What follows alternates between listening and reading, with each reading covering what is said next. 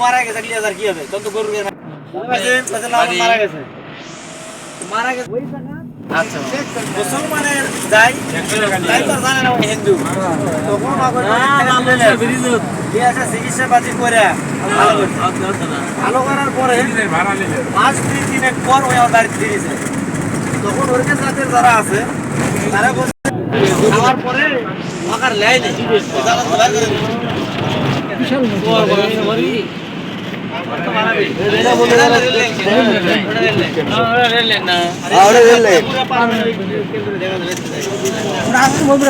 বিশাল বড় মেলা বড় কোন নদী পদ্মা এই ভিডিও করলাম কোন নদী নদী কোনটা নদীটা পদ্মার ডাল পদ্মা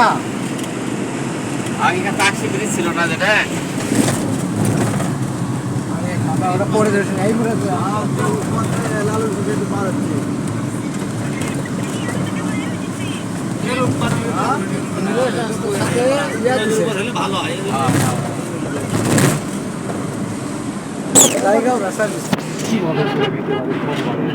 নদীর উপর কত জায়গা লাগতে পারে সরকারি জায়গা হাসির জায়গা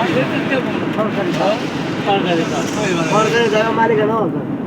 কিনে লিখে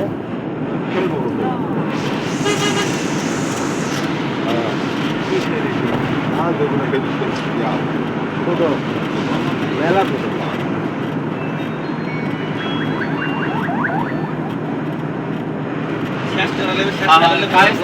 আস্তে আস্তে দেখো